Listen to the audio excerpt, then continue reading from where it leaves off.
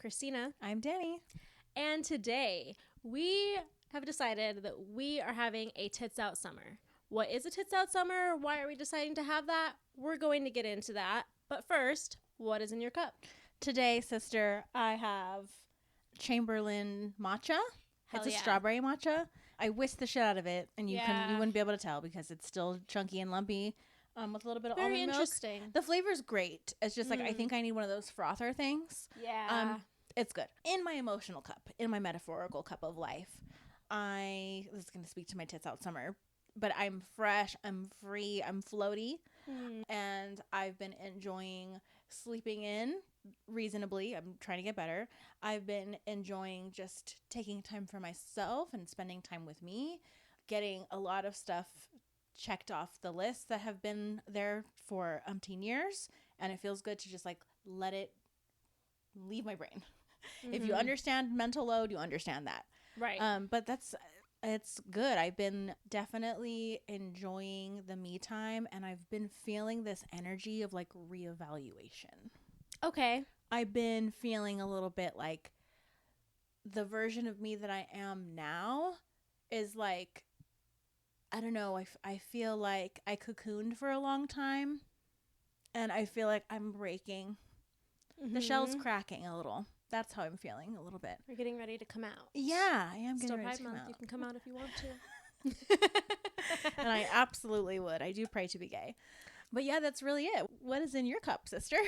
So today I have the Kin Matcha Teeny. It's a mocktail, so it's not actually a martini, mixed with the Hayo, I believe. It's like a functional beverage, strawberry guava. Smells So delicious. we both are kind of on like a strawberry matcha kind of vibe. Hers is just like a milky, like traditional latte, and mine's more of like a tonic. Yeah. With like a fizzy drink. A fizzy beverage. Fizzy lifting drinks. And you went into and you stole the fizzy lifting drinks. Oh, I love Charlie and the Chocolate Factory. Kind of speaks to what we're going to talk about, the nostalgias of it all. But in my emotional cup, honestly, I am kind of in a similar lane where like recently I kind of had a check-in with myself. I mean, I'm always having mental crash outs, I guess, like welcome to having OCD. But I had a day where I just like went to the beach on a Sunday, and I am cool to say this because it's my podcast and I can say it if I want to. I took some mushroom capsules and I put it out there to my guides, the universe, my ancestors, like give me the experience from these mushroom capsules that I am meant to have today. And it really did just crack my motherfucking brain open, and in a great way, and just kind of like showed me what the things that I'm like holding so tightly to, and even just the ways that I'm abandoning myself in ways that I promised that I wouldn't. And so kind of similarly to you and in the theme of this episode, I'm really prioritizing myself this summer, getting back to prioritizing myself and not doing the empath thing that if you listen to one of our early episodes with Nisreen Makhtabi, that empath thing where you just like keep codependently attaching to things because you need to feel important or needed or busy, you know, and using that as a way to avoid other things. So I'm really going on this journey, and I've been mulling over sharing it on like TikTok and maybe doing like a series of really just getting myself out of the rut that I felt myself starting to slip into, and reprioritizing my physical health. I've been going to like Zumba a lot more and just moving my body more, going back to my walks, even though it's hot as balls now, so it's kind of hard to do a walk unless you get up at like 6 a.m. to do it. Revisiting like some of my tools, because I think that like we develop tools and we find the tools for us, right? So that when we get into stressful spots, when we get into times when our mental health is slipping, we can revisit the tools. But I haven't been revisiting my tools. I've been scrolling on my phone. I've been playing games on my phone and avoiding everything. So reprioritizing. Escapism. Exactly. And yeah, I'm just like, I'm kind of wanting to have a fun, fancy-free summer, but I'm also like being real with myself that I just probably need to have like a focus on myself and like get back to a good routine summer. You know, health-wise, mental health-wise, building my business, things like that. There's just like so much I need to get done. And so I'm like, how do I balance the fun and the fancy freeness and kind of like take some of that load and weight off of my shoulders so that I can still enjoy my life more? Because I think I was getting in this almost victim mentality of like, God, I just have to work so fucking hard all the time. Like, when can I fucking enjoy my life? And I'm like, well, you have to like put the moment, you have to build those moments in. Right. So this week specifically, when we're recording this, when you're listening to this, this would have been last week. But this week specifically, I'm not taking like a full vacation week. Like, I'm still like working some days, but I'm taking Thursday off. Happy Juneteenth, everybody. Exactly. Taking Thursday off. We're doing fun things Thursday. I'm seeing a Instagram friend that I've made on Friday, and we are going to a fun event on Saturday. So, yeah, just prioritizing me and my happiness. Yeah, that's good. It kind of speaks to why we decided to start Happy Girl. If you listen to the past couple of episodes, we have started an ambassadorship with Happy Girl Club. And so our first event at a local winery here went so well, and we loved it so much. Shout out to Kosh. Shout out. And we just love the girlies who showed up so much. So the girlies that traveled the farthest were both from Escondido, Oceanside, like North County, San Diego area, and we're so grateful. Yeah. And yeah, it was really fun. And we have another event planned for this upcoming Saturday, June 28th. It's going to be very chill vibes. We're doing a very early morning hike, which if you know me and Christina, we're not early morning girlies, but we are going to do it early because it's going to be hot as tits outside. So speaking of tits, and a really fun walk and a little guided meditation, just like a recentering, a grounding, and then some summer sips at a local coffee shop that we adore. So we are going to have all that information in the show notes. Please go follow Happy Girl Club and Happy Girl Club's founder, Emily Sanchez. And again, all that will be linked in the show notes. And on top of that, like we mentioned a couple episodes ago, we did also launch a new YouTube series called Empaths React. And by the time that you're listening to this, we have 2 Love Island reactions up. So head over and have a listen and join in on the conversation because we're having some good ones. Definitely. Yeah. We just wanted to take an opportunity to start to dive into some of the things that we enjoy and that do make us happy. And pop culture is always it. I mean, I'm going to get into that kind of more later in this episode of like, that's part of like honoring my inner adolescence. But yeah, if there's anything that you guys want us to react to, things that you think have a correlation to mental health, emotional health, or being an empath or highly sensitive person, please let us know. We'd love to react to it, and you might see it on our channel. But you got to go subscribe over there to make sure that you're getting that content and you're notified when we post new things. Absolutely. Anything, music, movies, TV shows. Yeah. All the things. All the things. All things pop culture related. But yeah, let's get into what the hell is Tits Out Summer? Like, what are these bitches talking about? Exactly. Yeah.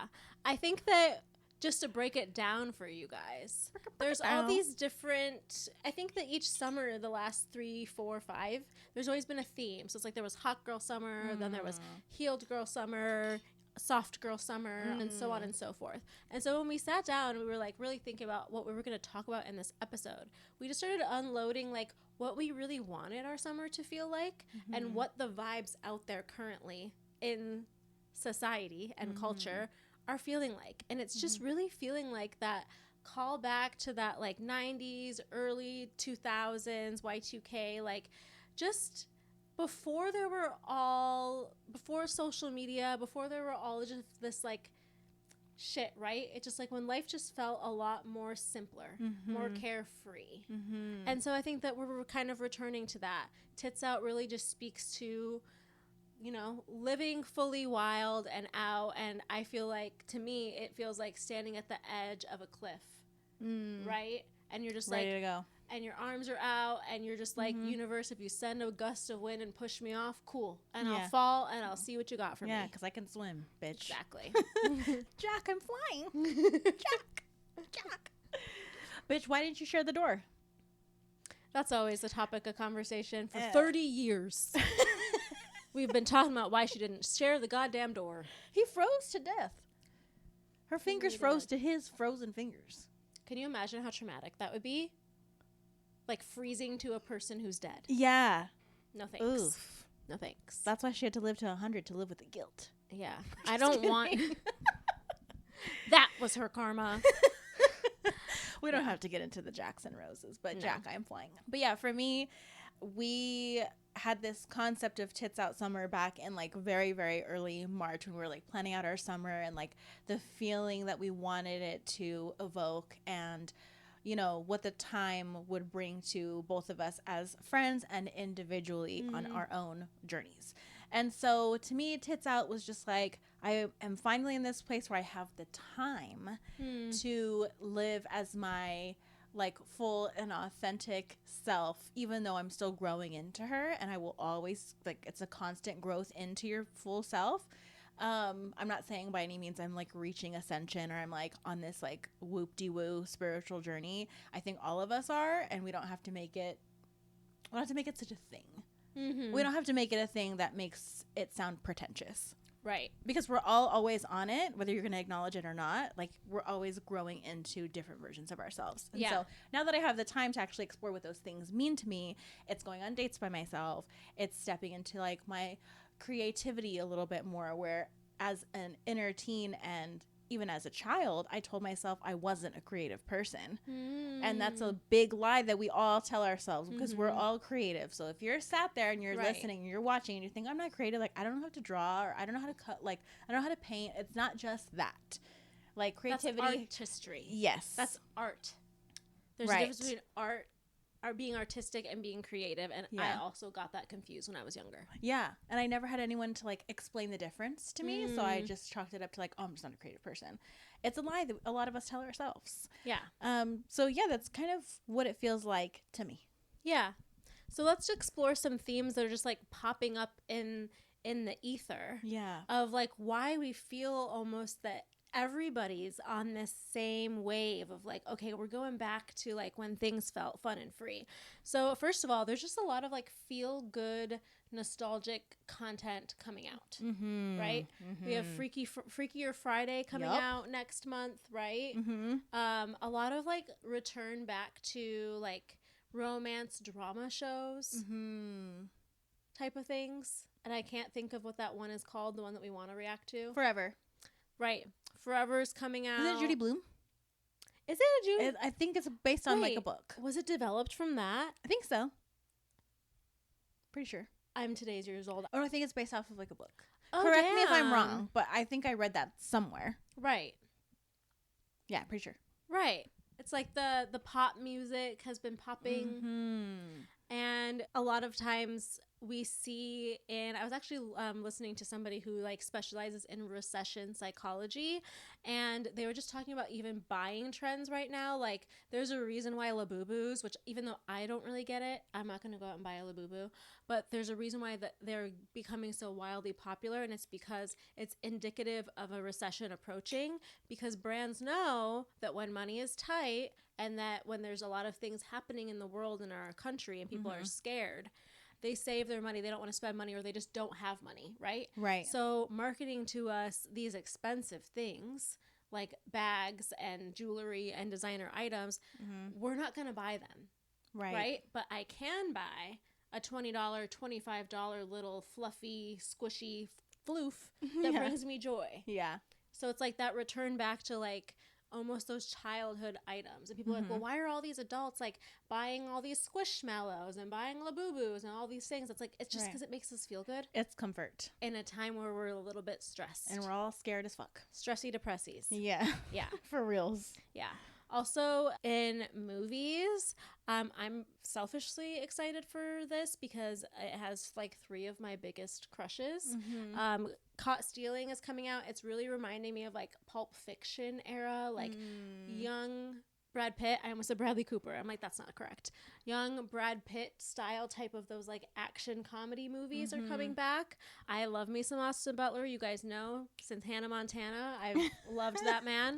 And Zoe Kravitz, I feel like that's one of my quiet crushes. Oh, I love Zoe Kravitz. I'll watch anything that she is in.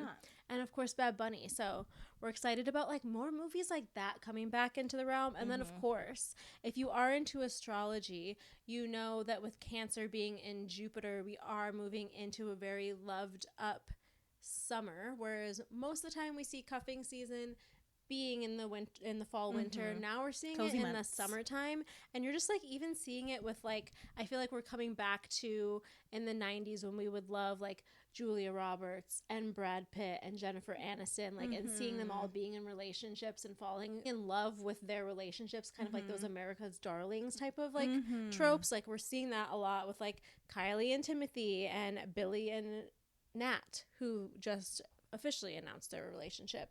But you know, it's kind of feeling like that again. That just like, it's just fun to follow pop culture and like exploring and maybe even a little bit of escaping into things that just make you feel good again. Right. It's kind of just, it's like a whimsy woo. It's feeling whimsical, and that probably speaks to our outlet and our way of being able to like express those things, because we have so much of the burden on our shoulders. And so we're not speaking from a place of privilege where you can just like ignore everything that's happening. Right. But we are choosing these things because everything around us otherwise is so heavy. Right? I mean, if we're going to talk about how the summer is going, I mean, No King's Day was a historical day in the United States of America. I think the biggest protest to ever occur in the United States, and like we're all alive for that. So I mean, we are, as a collective, take a moment for that. Yes, period. We are all experiencing like this come togetherness. Pluto in Aquarius astrologies, it's like the revolution is now, and so we're tired. You know, so we're gonna dive into and melt into these things that are comfort, feel good stuff. It's why people are having these conversations around comfort shows, movies, and pop culture in general as a whole. The resurgence of a lot of reality TV popping up again. That was another thing that this recession specialist was talking about. You know, you're heading into a recession when like there's a lot of reality shows coming out all at the same time. Like I think Netflix is releasing a new dating show. Alex Cooper's working on a dating show. Obviously Love Island is out right now. Bachelor in Paradise is starting, like, because it's very easy to consume television and it's low budget to make. Right. Something started auto-playing. Finally, something good started auto-playing after I finished a recent episode of Love Island. I think it was After Sun. And it's called Destination X. And girl, it's so good. It's giving me Fear Factor without the yucky bugs. And this kind of like scavenger hunty like little moment, and like Survivor in a little way. Like it's a competition reality show. And I feel like it's been a long time since we've had a really good one like that. And the concept is fantastic. And I think that just the way that it's produced is really, really good. And I love the host, and I just love the sound of his voice. I have no idea what his name is. I guess he was on Walking Dead before. But it's so good. And I didn't think like when something auto plays, you're like, oh, whatever, Peacock, thanks for nothing. But this is actually good. I like this. Sat for at least 2 episodes, and I was like, I will revisit that later. So I don't know how many of you were like avid Survivor watchers. Like my family was sat in the living room. Same thing with like American Idol. When those things were really big. We're talking about being able to like come together and enjoy these things. I feel like obviously COVID had a lot to do with it, but so did the internet and social media pre-COVID. We all kind of like stepped into like our pods. You know, we just went all individual. We're just like, I'm going to do my own thing. I'm going to do my own thing. I'm going to do my own thing. Disengage. Yeah. And we're not like coming together. And now that's what the summer is feeling like. Is like we have to do something as a group. As humanity. Yes. In a political sense and just in a culture sense. It seems like we're all watching the same things while collectively we're all seeing horrifying things happening on our screens and just the narratives that are coming out of that. And it just feels like a lot is being called to justice right now. We're seeing, obviously, I don't like talking about this, but like the diddler of it all and, you know, Tory Lanez and Chris Brown and all of these things are just popping up. And it just feels like the earth, the universe, Mother Nature, I don't even know, it's just hitting a reset button on humanity. And it's like, let's get all of this evil energy out and let's just bring in some new, fresh energy. It needs to be fresh. Absolutely. And so a lot of the time, like when we're talking about our inner selves, right? And how we got to this point in our adulthood.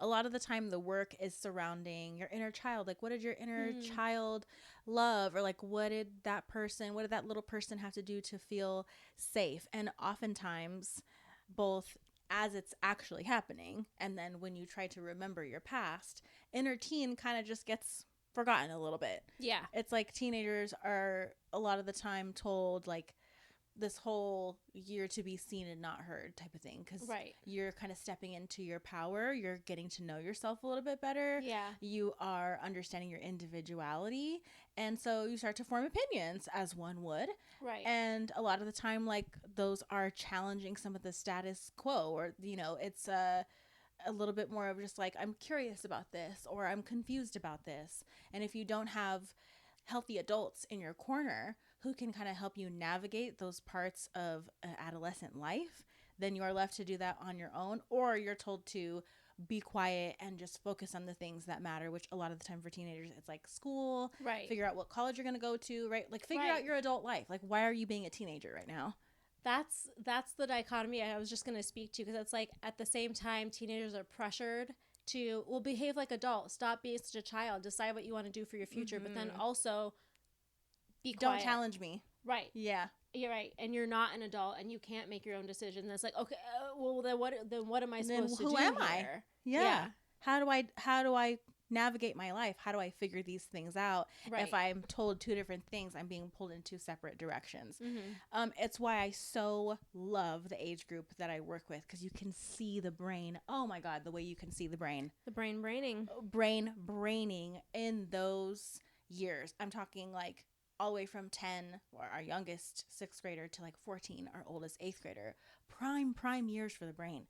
And so being that as it is, the way that we pay attention to our inner child and we give them attention, the inner teen also needs, if not the same, more attention, because we were a little bit more conscious. Yeah.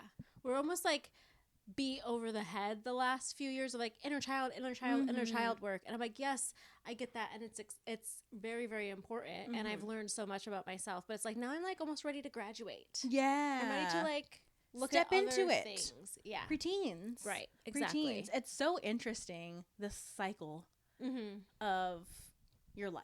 Yeah. You're born, you go through what you go through, and as you grow older, from child to teenager into young adult and so on and so forth, you're focused on like, how do I become this great grown up? How do I become this great person and this great friend? Then you get to adulthood and you're like, I have to revisit. Right. And you're like, I actually really liked who I was at 16. Yeah. Right? I liked the friend that I was. I liked the friends that I made. I liked the decisions that I made. Maybe not all of them. Right. Such as life. I liked the things I was passionate about and the things that I like thought were fun. Right. And so I suppose to break it down, the difference between inner child and inner teen is that the inner teen is able to both comprehend what has occurred in their childhood and what is also happening currently. However, the goal for both is to be heard, seen, understood, and loved. But now that the teen is a little bit older and more capable, they are able to conceptualize and verbalize what those feelings were/are and how they were suppressed as children to create a safe environment. So the child is able to make certain decisions, whether that be suppressing certain things to not remember them. Remember, the body keeps the score. So it's like, we may not remember it, but the body does. And then you grow into your teen years and you start to feel a little bit like triggered by certain things or activated by certain things. And then you remember why, because you had that memory from a child and you're like, oh, so this happened because of this, or this happened because of this person in my life. So the conceptualization starts there. Right. And then such is how it is in our healing journey. Because you go to therapy, you look inside yourself, whatever modality you are using, whether it's therapy or other things, I guess, to self-reflect, I guess, on yourself and your past and your patterns and trauma. You are constantly looking back, connecting the dots. And it's the same way in your inner teen. But I think that your inner teen almost has this rebellion about it, right? Absolutely. Like I'm not going to be who the world says I should be. Right. Or wants me to be. And it's like, I would love to, like, for all of us to revisit that feeling. Because to me, it was so liberating and exciting as a young person to be like, oh, I can't have my own voice. I can't have my thoughts and opinions. I can't have my own dream for myself. But I think at the time, it's like I lacked the tools to do anything about those things. Right. And so it just came out as this, like, angsty, I hate the world, don't tell me what to do, right, type of attitude. Yeah, because that part of our inner teen that wanted to challenge those ideologies, which is fine, they were never nurtured. And that could be by anyone. Even if they were nurtured by someone in your corner, there was always someone to, like, negate it, you know, whether it be like a grumpy teacher or an adult who just always thought that they knew better than you, and they made sure that you knew that, or was threatened by the fact that you were more of a expansive thinker. They're like, oh, you know, you're not allowed to do this, not yet, right? Like, you can't compare to me, you can't challenge me because you know, I have years on you, right? And so I think that it's important to decipher the difference and acknowledge that the inner teen does need that attention. And so with that being said, we are going to dive into what teenage Danie and what teenage Crystina were doing in the early 2000s, fucking some shit up. Absolutely. So I guess as a whole, like for the both of us, our teen years were from, take a deep breath, were from the years of 2004 to about 2009, 2010. Then we started our, you know, young adulthood, if you will. Right. We graduated high school in 2010. Yes. So we are still technically on the younger end of the millennial generation, but are very much millennials. And so I wrote down a couple of things that our teen years kind of consisted of. So if any of these, like, resonate with you, or they make you smile, or they, like, make you feel that, like, warm, fuzzy, nostalgic feeling, leave us a comment wherever you're listening. And if you're watching on YouTube, leave us a comment on YouTube. Yeah. So this was a mostly internet-free childhood until we were about teens. Yeah. I mean, we were, like, outside every day. It was no phones for me until about 13, and that was already when I was in the 7th grade. Yeah. And I think I was the same 7th grade. I know kindergartners right now with a cell phone. It's wild. And so by the time everything kind of caught on, MySpace was the one. So our teens was the one, were, not the two. Yeah, we were self-taught HTML coders. Absolutely. Building out our MySpace profiles, not understanding that we were literally writing code. Exactly. And the wars that were started over your top 8, I don't think anybody who wasn't around for that time will ever understand the drama when you saw that somebody who was supposed to be your best friend took you off their top 8. I had a friend one time replace me on her top 8 with this little boy she was talking to. I'm like, you have me fucked up. A replacement is crazy. A replacement is wild. It was like there would be tears. There would be like full on girl fights. Like, you guys don't understand, because MySpace only allowed you to have 8. You could do less. I remember at one point I only had 4. Yeah, because I'm like, nobody else deserves it, kind honestly, of thing. Fuck everyone else. The max you could put in there was 8.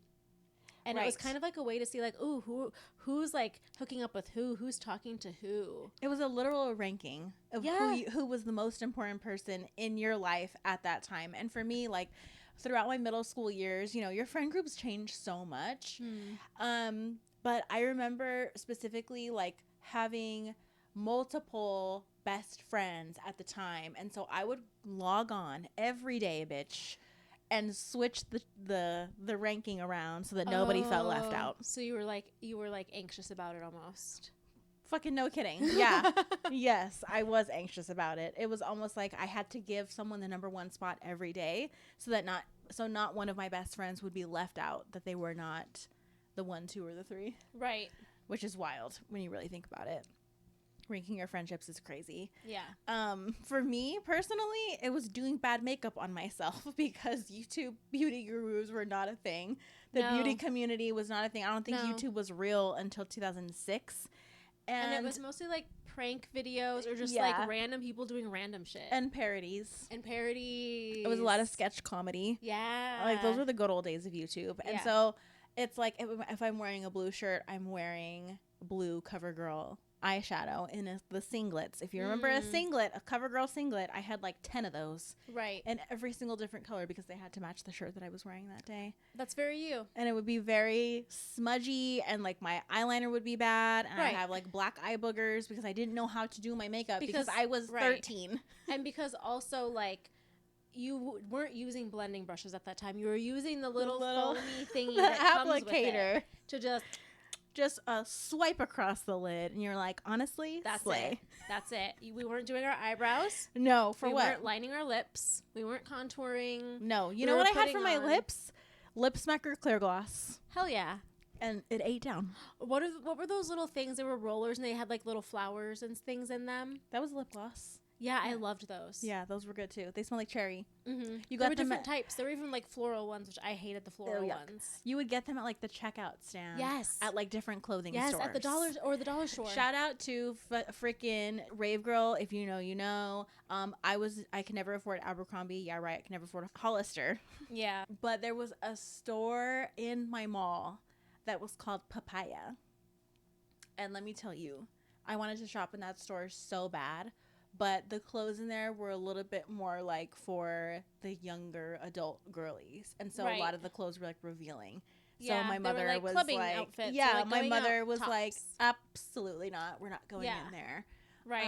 And I just wanted to shop in there so bad. And I appreciate her for protecting my childhood self. Right. My little teen self. I remember like I loved a Charlotte Russe moment. Oh, okay, you guys, PacSun today has nothing on PacSun like 15, 20 years ago. I loved PacSun. Mm-hmm. I grew up not having a lot of money, but my grandma every like end of summer, beginning of fall would take me school shopping. And I'm like, we're going to PacSun. And that's it. End of story. I'm getting some corduroy bell bottoms. Mm-hmm. I'm getting some low-rise corduroy bell bottoms. I'm getting a Billabong sweatshirt, and I'm getting a Fox little tight crop top. Oh yeah, if we want to get into the brands were a huge thing. Like if you didn't have a brand name on your shirt, you were a loser.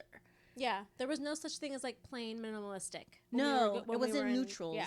It was like, are you wearing a bright pink Fox shirt to school, or are you not? And did I know what that was? Or lime green. Yeah. It was, definitely the bright colors. The neons. The turquoises. Yeah. It got really hot and heavy there for a second. The patterns, like the chevron patterns and stuff. Oof. Ugh, bad. Bad. Absolutely. I don't know if anyone remembers gaucho pants. Yeah, gouge my eyes out. Yeah, exactly. They were horrible. Thank God I never had a pair of those. And if you did, I'm sorry. For us, it was like boy bands on boy bands on boy bands. I've always been a boy band girly. Literally, my first concert was NSYNC. I feel like if you listen to the podcast, you know this. Right. And God, we're both Lance girls. Bitch. And I mean, it's been since 2007, I want to say, since I've been a Jonas Brothers fan. Yeah. That's a long time to be a fan. Like Mandy was like blowing up on Radio Disney, and I'm like, who the fuck is this? Right? Hold on. If they play that music video one more time. It was really getting pushed so hard. Yeah. Do you remember Kingsley from YouTube? Yes. And he blew up because there was a Jonas Brothers concert in his city. I think he was like living in Detroit or something. Really? Somewhere in Michigan at the time. And he was like, I couldn't go nowhere because all these Jonas Brothers fans are everywhere. And I just remember that was the thing that blew him up, being mad at the Jonas Brothers fans.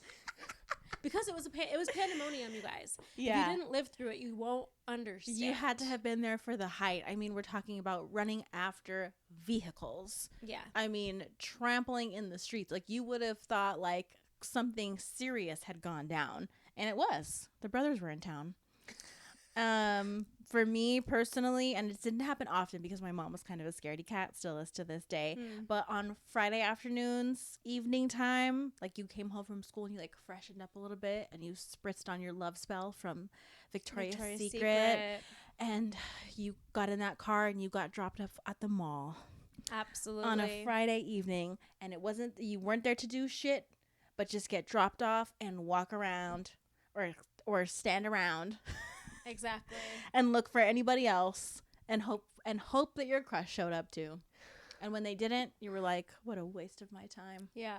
See, I didn't really have that experience because where I grew up was very rural and there wasn't a mall around. The closest mall was like 30, 45 minutes away. So we didn't hang out at the mall. We hung out at like our local ice cream shop. Okay.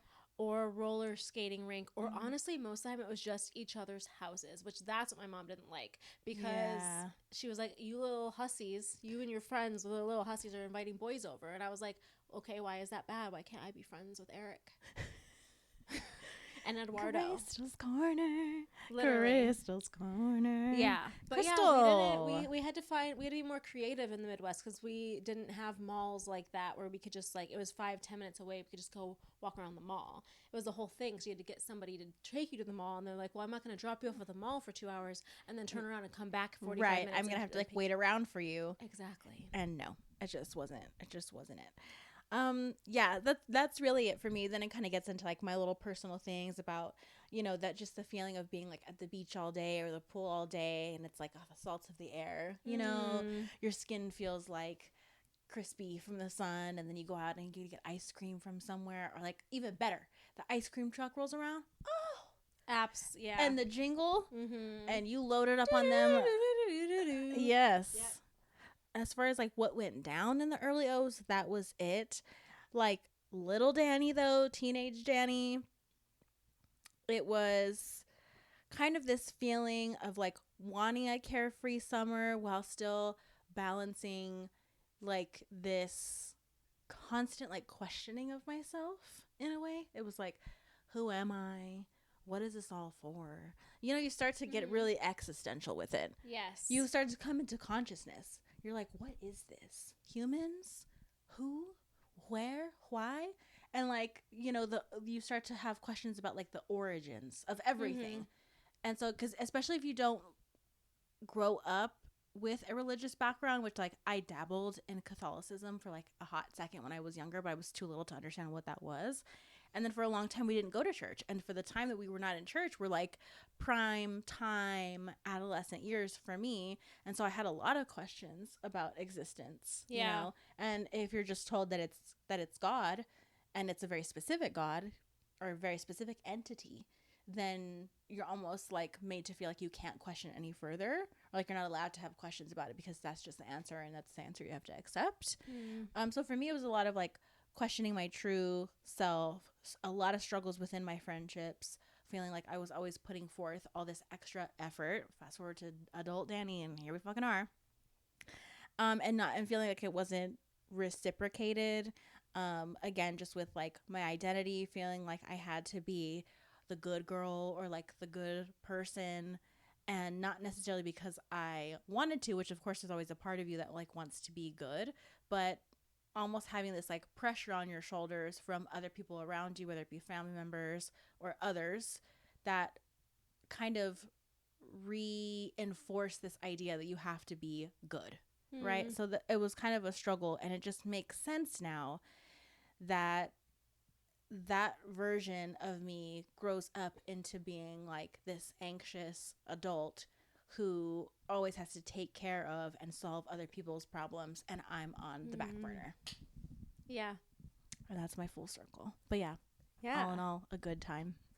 It was. It just, for anyone who won't be able to experience that because they grew up or they were born like after the year 2000, it makes me sad that you weren't really around to really witness it. But my teens were really like my try everything era. And I think that for me, now reflecting back, it was just a desperate need to fit in. And so I had to find my thing, right? Of course. And I just needed to fit in with my friends and the kids at my school. So just to paint a picture, I grew up most of my adolescence in Wisconsin, basically from about first grade through my sophomore year of high school. But even within that, I kind of bounced around towns a lot. So I was in the same area. I would guess you could say like the same county, but not the same town. And so I switched schools a lot. and I also like kind of bounced back and forth between homeschooling and going to public school. So I lived in one town for a little bit, went to an elementary school for a few years, got pulled out because my mom got really sick and was homeschooled. Then we moved to a different town because my parents bought a house. And so I started going to a middle school there because they started middle school in 5th grade, bro. What? 5th grade. It was 5th through 8th grade. That's crazy. It is crazy. 5th graders with 8th graders. I already feel some type of way about 6th graders with 8th graders. Right. Wow. Yeah. That's horrible. Yeah. So I started going to middle school there, lived there for 2 years, and we moved to a different town because we moved into my family's farm when I was in 7th grade. And in that town, middle school was only 7th and 8th grade. Okay. Yeah. Yeah. But all that to say, I lived in very rural areas, even within this area. And I always went to the same church growing up, so I had the same friends in that regard. Like, my best friends growing up, I knew from kindergarten because we all went to the same church and, like, always went to that church. Like, no, like, people didn't really, like, go to different churches or move around. Like, you went to one church and you went there probably your entire childhood, right? Yeah. So in that way, I think that I was really lucky that I had this same group of friends all growing up. But as far as when it came to school, because I was in such a rural area, I was often one of the only Black kids or honestly people of color in general. I remember in one of my middle schools, it was like me, another girl, and a Hispanic boy named Eduardo. You know, and he was my first boyfriend. Shout out Eduardo. There must have been something that it was like. Of course. Well, obviously, since she was a baby, she's just love a Latin man. It is what it is. Honestly. Since day one. Honestly. And the embarrassing thing is we literally met in band class. That's not embarrassing. And yeah. Shout out to band. No, marching band is legit. Marching band is cool. Regular band is cool too. Okay, it's more of just like the instrument that I was forced to play. So my first choice was percussion. Because I've always loved a drummer. You know what I'm saying? Like, I liked it. They were like, no, we have too many of those. I was like, okay, well, how about the flute? Because that's girly and feminine. And they're like, no, we have too many of those. My dad was like, well, I have a trumpet at home. She could play the trumpet. My band teacher was like, yeah, we need more trumpeteers. And I'm like, I don't want to be an 11, 12-year-old girl playing the fucking trumpet. Come on. Trumpets are cool, bro. They weren't. You guys, okay. We're literally rebranding kids who play any instrument. I don't care if you play the fucking triangle or the chimes, okay? We're rebranding it. You are cool. If there's any kid out there listening, you're cool. There is a guy. I don't think any kids are listening to our podcast. If you come across as whatever, if you were a kid who played an instrument, there is a man on YouTube, and we are going to link him in the show notes. And he plays the most beautiful trumpet I've ever heard in my whole life. And then he like has it on a loop, and then like he plays some ambient music behind it, and I swear this got me going. I love this man. And he like is, I don't know, in nature all the time. Okay, that's He'll cool. like sit at the edge of a dock. Sitting on the dock of the bay. I'm glad that it's bringing you joy. It is. Yeah. If you play the trumpet, good on you. Yeah. So all this to say, I'm going down many tracks. Because there weren't very many people who looked like me in the area that I grew up in, I was often ostracized. I was bullied a lot. There were a lot of mean girls that would just like make comments about me. And I just like, because of that, it fueled this need to like always fit in or like to always like have my thing, right? So I tried everything. I tried volleyball. I fucking sucked at volleyball. I tried basketball. Also sucked. I tried track and field. I hate running. You know what I'm saying? Yeah. Like but it's like but how else would you know that? But I needed to like be like it was like this. And back then, and I've heard that now it's a lot different in schools, like it was kind of like Mean Girls. It's like they're the popular kids, and it's like I just wanted so badly to be popular. You know what I mean? So it's like I was trying all these things, and I was seeing all of my friends at that age like starting to get attention from boys. And I remember in the 7th grade, my friend who was the first to lose her virginity, and it was just like I was like, wait, what? Wait, what? We're doing that, and we're doing that now? You actually have a boy who like wants to have sex with you? Because I was very awkward. Ugly duckling. I'm stuck on 7th grade. 7th grade. I'm not gonna air her out, but she like, I honestly hope she's doing well. But yeah. Okay. Not because she had sex early. I just like she's a fond memory of a friend for me. Yeah, so I hope that she's doing well in life. But yeah, so then it just kind of created this deep-seated insecurity from a very young age, because not only was I different than everybody, and I was the only person of color even in my family, right? Right. Then to go into school and be in my town, and I'm really one of the only kids on my one hand who was a person of color. Right. It just always felt like I was not being seen. Mm-hmm. And so it just created this deep insecurity from a very young age, where I almost got comfortable not being seen, because the act of being seen was like, well, oh, you're different. Oh, why is your hair frizzy? Oh, why are you like this? Why is your skin so brown? Mm-hmm. You know? Mm-hmm. And so, which is like crazy, but that's what it was, y'all. Like yeah. when you're not taught to like love others, or like you don't see that in your life, or your parents don't teach you that there are other people that live on this earth that don't look like you, that is what the reaction is. Yeah. And a lot of the time it's hostile. Right. So I really, like, I wouldn't say that I was like depressed at that point, but I really got into the angsty, emo, like pop punk music. I loved My Chemical Romance. I had a fat head of Gerard Way on my wall. It was also the time of fat heads, you know what I'm saying? Oh my God. My cousin, shout out David if you're listening, because he does listen sometimes, burned me my first Death Cab for Cutie. Oh CD. Damn! Talk about burning CDs. I was up in that bitch. As soon as I learned that I could do that, I was on LimeWire. Oh, absolutely. Then Verizon sent a letter via snail mail to my mother. Like, cease or desist. Yeah, if you continue to download illegal music, we will stop your internet. Yeah. And I was like, who's doing that? Yeah. My dad was like, you have to stop doing that. They're going to arrest me. I'm like, no one's going to fucking arrest you. See, I would have believed that. Right? Yeah. I was terrified. And so then it forced me to use my hard-earned money, because I got a job at 14. Wow. It was very low-key. My friend's dad was a director at a summer camp. And during the winters and falls, it would turn into like a resort center. Yeah. So I was like doing dishes and cleaning and like simple shit, right? But I made my own money, and so I was having to spend my own money on iTunes. Oof. Do you remember those days, guys? Not $1 a song. You had $1 buy a song. And that's expensive now. And then when they switched to a $1.99, there was outrage. Yeah. Right? Yep. Yeah. But I really kind of got into that space where I just like really thought that I was emo. I would like straighten my hair every day and do like the extreme like side bang. And I wear bows in my hair and like rawr.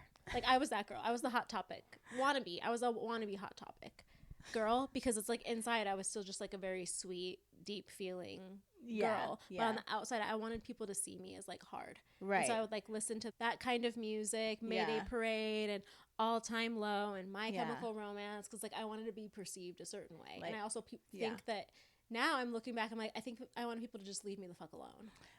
Like, oh, don't talk to her, don't fuck with her kind of thing. Yeah, she's scary. Yeah. Yeah, it was almost like I'm looking this way for a reason, because I want to appear like scary, or I want you to be afraid of me so you don't say anything to me. Right, so you leave me alone. Yeah. Yeah.